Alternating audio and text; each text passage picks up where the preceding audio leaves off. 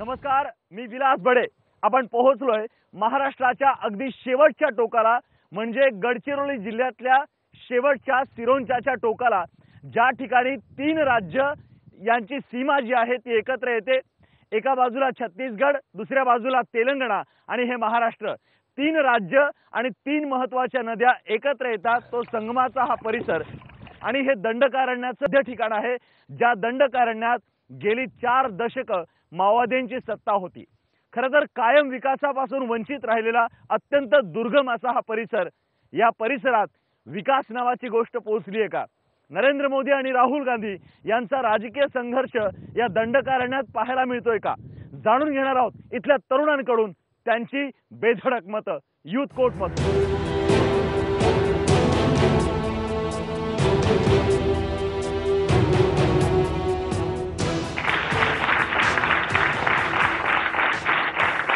नमस्कार, मी विलास बडे। आपण पोहोचलोय मुंबई, महाराष्ट्राची राजधानी। या मुंबईपासून 1700 किलोमीटर असलेल्या गडचिरोली मधल्या महाराष्ट्राचं शेवटचं टोक असलेल्या सिरोंचा मध्ये, आणि सिरोंचातले हे सगळे भगवंतराव महाविद्यालयातले सगळे तरुण आज सज्ज झालेत यूथ कोर्ट मध्ये 2019चा राजकीय फैसला करण्यासाठी। आपण या सगळ्यांचं स्वागत करूया। माझ्या डाव्या बाजूला आहेत पंतप्रधान नरेंद्र मोदी समर्थक, तर उजव्या बाजूला आहेत राहुल गांधी समर्थक विरोधक, आणि यामध्ये अनेक अपक्ष सुद्धा आहेत आणि अपक्ष म्हणून सुद्धा ते भूमिका बजावणार आहेत। महाराष्ट्राच्या शेवटचा टोकाला असलेला हा तरुण नेमका काय विचार करतोय हे महाराष्ट्राला सांगण्यासाठी हे यूथ कोर्ट सज्ज झालंय। आणि आजच्या या यूथ कोर्टाचं कामकाज पाहण्यासाठी महाविद्यालयाचे प्राचार्य डॉक्टर योगीराज उरकुळे सर यांचं आपण स्वागत करूया।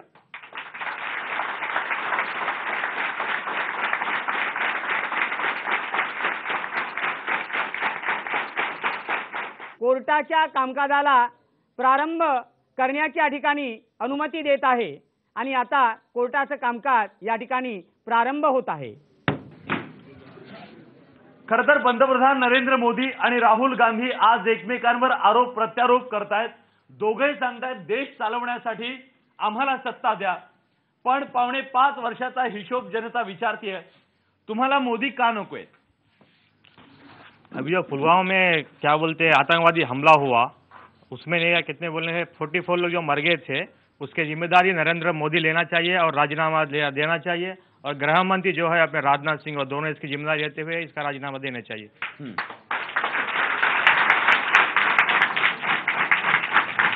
गेल्या 4.5 वर्षात कोणतेही आतंकवादी घटना घडलेला नाही, आणि यांच्या कार्यकालात मोठे विकास कामं झाले आहे, आणि ते विकास काम आपण समोर ठेवून त्यांना पुन्हा पंतप्रधान बनवण्याची संधी द्यावी। विकास कामं केली हा त्यांचा दावा आहे, खरंच विकास झालाय? नाही। सर्वातील पहिला समस्या आहे दवाखाना कुठल्याही प्रकारच्या सुविधा नाही। या गेल्या 4 महिन्यात 5 पेशंट हार्ट अटॅकने मरण पावलेले आहेत, त्याबद्दल काही सुविधा नाही आहेत सिरोंचामध्ये। आणि गडचिरोली जिल्ह्यामधील जे सुरजागड लोह प्रकल्प आहे त्यामुळे गडचिरोली जिल्ह्यातील फक्त बेरोजगारीच राहिलेली आहे। त्या गडचिरोली जिल्ह्यातील लोकांना कोणताही रोजगार मिळालेला नाही। आणि राज्याबद्दल सांगतो की जे आहे मेडिगट्टा प्रकल्प ते फक्त तेलंगणातील लोकांनाच फायदा आहे त्याच्याबद्दल। जेव्हा काँग्रेस होता तेव्हा आम्हाला म्हणजे पोलीस भरतीचं उदाहरण घेऊ, आमच्या जिल्ह्यात पोलीस भरतीसाठी कित्येक लोक प्रयत्न करत आहेत। तर जेव्हा काँग्रेस होता तेव्हा 1500 ते 2000 सीट काढत होते, पण आता पाहिलं तर 80 ते 120 सीट पर्यंत काढत आहेत, आणि ते त्याच्यामध्ये आरक्षणमध्ये हे गेलेले आहे। आणि बंपर भरती म्हणाले डिसेंबरमध्ये बंपर भरती काढणार आहे, म्हणे जानेवारीमध्ये काढणार आहे, पण आतापर्यंत बंपर भरती नाही, भरतीच निघालेलं नाही असं आम्हाला दिसत आहे। कुठे आहे तुमची बंपर भरती? शेजारचा राष्ट्र पाहिलं की आपण तेलंगणा राज्य आता नुकताच म्हणजे वेगळा झालेला आंध्र प्रदेशातून त्या क्षेत्राचा विचार केला की त्याचा भरमसाठ अशा प्रकारचा विकास होत आहे। ते आपल्या क्षेत्राचा म्हणजे आपल्या नदीचा पाणी वापरून आपल्या क्षेत्राचा कामगार वापरून ते आपला विकास साधू शकतात, परंतु लोकप्रतिनिधी आपल्या क्षेत्रातल्या बेरोजगारांना रोजगार देण्याचं कार्य मात्र आतापर्यंत केलेलं नाही। हा मोठा खंत असा आपल्याला वाटतं। एक महत्त्वाचा मुद्दा त्यांनी मांडला, शेजारी असलेल्या तेलंगणाचा विकास होऊ शकतो, मग आपला का नाही? बरोबर, तुम्हाला काय वाटतं कुणामुळे विकास होत नाही? आम्ही मध्यकुंडावरून येतो रोज कॉलेजने. आम्ही 8वी पासून येतो आहोत. आमचा रोड किती खराब आहे. आम्ही येताना किती त्रास होते आम्हाला. पावसाळ्यामध्ये आम्ही येताना बस येतात ना बाजूले अशी खड्ड्यामधलं पाणी आमचं वर पडते. येताना एवढी त्रास होते. कुणी बघत नाही त्याबद्दल? नाही. काय वाटतं सगळं बघून? काय वाटतं हे सगळं रोज त्रास सहन करून? आम्हाला करावं लागते म्हणून आम्हाला वाटतं असं का होते आम्हाला. आमचं कोणी बघणार नाही का असं वाटते आम्हाला की कुणीच वाली उरला नाही. नाही. राग येतो? येते, खूप येते. काय वाटतं? का करावा यांना का सांगितलं तरी काही वाटत नाही असं वाटते मला. मतं मागायला येतं? हो येतात ना. मी म्हणतो ना मतं मागायला आले तर. काय म्हणते? तुम्ही असं रस्ता आहे गावून मतं मागायला येते. पहिले रस्ता बनवून चांगलं करा नंतर मतं मागायला या म्हणतो. खरंच ही ताई अगदी पोटतिडकीने बोलताय. सगळ्या मुलींना हा त्रास सहन करावा लागतो? हो. मग मुलींना शिका, समृद्ध व्हा असं म्हणतात. मग त्यांच्यापर्यंत हा आवाज पोहोचला पाहिजे म्हणून आम्ही सांगत आहोत. पण त्यांना काही ऐकू नाही येत आहे. कानात का लावले का माहित नाही. गावात बस येते? नाही येत. फक्त आम्ही सायकलने येतो ना जेव्हा येताना काही ऑटो येते ना बाजूला आम्हाला जायला रस्ता नाही राहत. बाजूने जायला पण रस्ता नाही राहत. कुठेतरी दूराने थांबावं लागते. दूरने तेव्हा जास्त रस्ता जिथं राहते ना तिथून ऑटो जाते पण आम्ही जाऊ शकत नाही दुसरे. रडू येतं? येते, खूप येते. मग का सांगू कोणाला माहित नाही राहत ना. आम्ही सांगितलं तरी कोणी ऐकत नाही असं आहे माझे. थँक्यू ताई. महाराष्ट्राच्या कानाकोपऱ्यात पोहोचलो पण कधीच अंगावर काटा आला नाही. आज अंगावर काटा येतोय.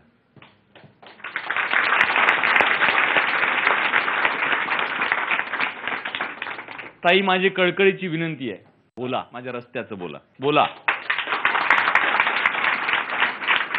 सर मैं प्रॉपर टेकड़ा की हूँ. 40 किलोमीटर दूर है टेकड़ा और बस जो जाती नहीं है यहाँ से सिरोंचा से बामनी तक ठीक है, कम्बलपेटा तक ठीक है, मगर अंदर जो बस जाती है टेकड़ा अंदर है उसके 5 किलोमीटर के अंदर वहाँ एक भी बस नहीं जाता बस सुबह आने के लिए हमें बस मिलता है और जाने के लिए 5. छुट्टी होती है 3:30 बजे 4:30 बजे. जाने के लिए हमें बस नहीं है. और अगर बस छूट भी गया तो हमारा गया, यहीं रहना पड़ेगा, बस स्टॉप में ही रहना पड़ेगा. ये क्या है? अब अगर एक अकेली लड़की रहती है, अगर एक अकेली लड़की हो तो उसका क्या है? इतने लड़के रहते हैं, हमें हर दिन जाने में आने में इतना तरस आता है. कभी कभी लगता है कॉलेज छोड़ दे, बस पढ़ाई छोड़ दे. हमारे माँ बाप भी कभी कभी बोलते हैं छोड़ दे पढ़ाई. ये क्या है? बहुत दर्द होता है? दर्द नहीं, मुझे आंखों में आंसू आ गए. कभी कभी आते. हम खाना नहीं खाते सर, खाना नहीं खाते क्योंकि टाइम नहीं मिलता. क्योंकि हमें टाइम नहीं मिलता. सुबह 8:30 बजे बस स्टॉप में वेट करना पड़ेगा और बस आएगी या नहीं आएगी 9 बजे तक वेट करना पड़ता. आने के बाद चढ़ने के बाद इतना सीट नहीं मिलता.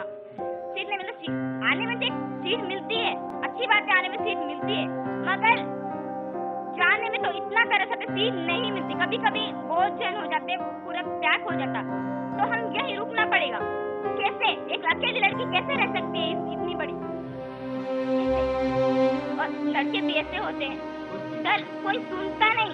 अगर हम जाके भी बोले कि पहले टेकड़ा वालों को बैठने दो, सर बोले तो ये सभी के लिए है, बोले सभी के लिए है, मगर सबको फैसिलिटीज है, हमारे टेकड़ा वालों को नहीं है.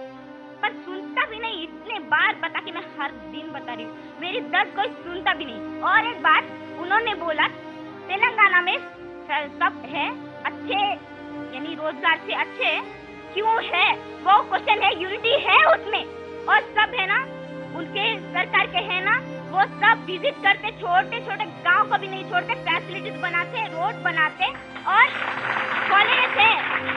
ऐसे कौन से तेलंगाना की गांव है जहाँ फैसिलिटीज नहीं है? ऐसे कौन से तेलंगाना की गांव है जहाँ अच्छा हॉस्पिटल नहीं है? या कौन से है जो ट्रेनिंग कोर्सेस नहीं है? और है मगर वो फ्री भी है. ऐसा है. हमारे यहाँ कास्ट की देखते हैं, परसेंटेज की देखते हैं, ये नहीं है. तो देखना है तो टैलेंट के हिसाब से उन्हें चुनो और फैसिलिटीज बनाओ. बहुत दर्द है कि हमारे फिरोंचा को कोई देखता नहीं. बहुत दर्द है कि हमारे कोई सुनता नहीं है. सुनाने के लिए हमें स्टेज मिलता नहीं है और हमारे टैलेंट प्रूफ करने कोई स्टेज नहीं है. हम कैसे, हम जिए तो भी कैसे? और यहाँ के जो है ना, सरकार तो छोड़ो, उनके बीच में जो है ना वो ड्यूटी अच्छे से करते भी नहीं है। जब आप 40 किलोमीटर से होके यहाँ आती है, क्या क्या दिक्कत होती है? लड़कों से भी परेशानी होती है? बहुत सारे परेशान होते हैं कि वो अलग नजरे से देखते हैं। इवन कंडक्टर ड्राइवर भी नहीं छोड़ते, इवन गलत नजर से देखते हैं कि नहीं है? सब है। यहाँ आने जाने में कितने जनों को बच होते हैं। अब यह प्रॉपर के छोड़ो, प्रॉपर के ज्यादा नहीं है, मगर ये से आने जाने के बहुत सारे हैं। उनको कितना होता दर्द होता होगा, लड़कियों को तो बहुत परेशान। या कॅमेरा जर देशाचे सत्ताधीश बघत असतील तर आवाज ऐका. सर, माझं गाव नडीकुडा आहे. आम्ही जाताना 2-3 किलोमीटर राहते. आम्ही पायी जावं लागते. आम्ही नाही का दररोज येते. पायाने काही बस वगैरे भेटत नाही, काहीच नाही राहत. आम्ही जातो ना घरी, आई विचारते काऊन लेट होत आहे, म्हणजे आम्ही पायाने जातो ना, काहीच मिळत नाही आम्हाला. रस्ता सुद्धा पूर्ण खराब आहे. तुम्ही गावातल्या किती मुली शिकला? किती जास्त नाही आहे, आता 10-20 जण आहे. काही रूम करून राहत आहे. आम्ही घरी येणे जाणे जास्त कठीण होत आहे. बसमध्ये खूप गर्दी राहते. बरं, किती मुलींनी फक्त ह्या बसमुळे शिक्षण सोडलं? जास्त जण आहे आमच्या गावात. पूर्ण म्हणजे काही आम्ही 3 जण आहे मुली, फक्त 3 जण आहे. दररोज येणे जाणे. काही सोडले. आमच्या मैत्रिणी कधी येते कधी नाही येत. काय वाटतं? दुःख वाटते.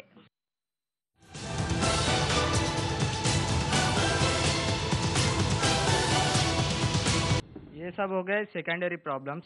फर्स्ट प्रॉब्लम आता हर इंसान का कम्युनिकेशन. जहाँ इंडिया में मोदी जी ने चालू किया डिजिटल इंडिया का प्रोग्राम, वही हमारे सिरोंचा में 4-4 दिन, जब बरसात की मौसम हो और कभी भी हो, 4-4 दिन नेटवर्क नहीं रहता. हम युवा है, कॉलेज के स्टूडेंट्स है. सिटी में पता चलता है कि जगह निकले वहाँ पे भरे, और हमारे सिरोंचा में कब पता चलता है? जब वो जगह भर के हो गए. कोई भर्ती निकला, वो जगह भर के हो गए. मोदी जी डिजिटल इंडिया के ऊपर और स्वच्छ भारत के ऊपर जो संडास बाथरूम दिए अभी 12,000 रुपए. अरे इंसान को रोजगार ही नहीं है, उसके लिए खाना ही नहीं है, खाने के लिए वो हगने का ही को जाएगा, कहाँ जाएगा? संडास में जाके करेगा ही क्या? ये कम्युनिकेशन. प्लस हम साइंस स्टूडेंट्स है. हमको कुछ भी होना रहा, हम नेट पे ब्राउजिंग करते. वो ब्राउजिंग करने के लिए यहाँ नाम के लिए सिर्फ 3G नेटवर्क बैठा है. अगर मैं सिरोंचा की बात, सिरोंचा में तो है ही प्रॉब्लम. मैं हूँ रूरल एरिया का, रंगियापल्ली यहाँ से 13 किलोमीटर गाँव है. मैं वहाँ पे नेट चालू करके बैठता, मेरा स्पीड ही नहीं देता. अब मैं क्या असाइनमेंट में क्या लिख के सर को दिखाऊँ, क्या रिसर्च करूँ मैं साइंस स्टूडेंटों के, और किस मुद्दे पे मैं बात उठाऊँ? आपण ऐकलंय डिजिटल इंडियाचा इतका गवगवा केला जातो, पण ज्या गावामध्ये 4-4 दिवस पावसाळ्यामध्ये रेंज असत नाही, जिथं 4Gचा जमानाने ते स्पीडनं प्रगती होती असं सांगितलं जातं, जिथं 2G मिळत नाही आणि इंटरनेट सुद्धा पोहोचलेलं नाही, अशा या सगळ्या तरुणांच्या समस्या काय त्या त्यांनी सांगितलेल्या आहेत. गेल्या 2 वर्षा अगोदर आपले जे आमचे आमदार आहेत, माननीय अमितराव आत्राम, ते अमडली म्हणून इथून 40 किलोमीटर दूर आहे गाव. त्या गावात फक्त एकच दिवस बस गेलेला आहे आणि ते बसून गेले होते. आणि इथले काही पदाधिकारी आहेत, ते त्यांच्यासोबत सेल्फी काढलेले आहेत त्या बसमध्ये. सेल्फी काढून पोस्ट टाकलेले आहेत बसमध्ये. आणि आमचा आमदार असा आहे की 2 वाजे उठते, 3 वाजे उठते. अरे आम्ही इथून जातो सकाळी आम्ही तिथं पोहोचतो 10 वाजता. आम्ही जाऊन त्यांच्या दाराजवळ असं उभा राहतो आम्ही फक्त, आणि ते उठतात 3 वाजता 4 वाजता. आणि असा एक परिस्थिती आहे. आमदार दाखवा आणि बक्षीस मिळवा, असा इतर सिरोंचा अशा परिस्थिती झालेली आहे. पालक मंत्री साहब ने कौन सा बीज मंजूर कराया? माननीय श्री स्वर्गीय R.R. पाटिल साहब ने इंद्रावती प्राणितार गृहोद्योग जो बीज बने हैं उसके हकदार जो है हमारे स्वर्गीय R.R. पाटिल साहब है, और उनका जो पुतला है कुछ दिनों के बाद में हम इंशाल्लाह लगाएंगे यहाँ पे. ये बोल रहे ना कि क्या बोलते, कौन सा योजना बताए थे अभी आपने? हमारे महाराज तो उठते 3 बजे, आप लोग जाके उनके सामने बैठते 2 बजे तक. महाराज कब उठते? 3 बजे महाराज उठते, लोग उनके सामने जाके खड़े होते. आज तक कोई इसका सवाल नहीं दिए. और जब ये कार्यकर्ता लोग फोन करे तो कार्यकर्ता का फोन नहीं उठाते महाराज. ये बोलते कि हमारे महाराज ने क्या बोलते जगदलपुर और उसका रोड की है बोल के, उसका जगदलपुर और तो अपना क्या बोलते. ठीक आहे, आपण इथल्या विकासाच्या बद्दल इथल्या तरुणांची मतं जाणून घेतली, पण एक प्रश्न आता या सगळ्यांना विचारूया. इथं जे खासदार आहेत त्या खासदारांना तुम्ही कधी बघितलंय का? ज्यांनी बघितलं नाही त्यांनी हात वर करा. बघितलं नाही.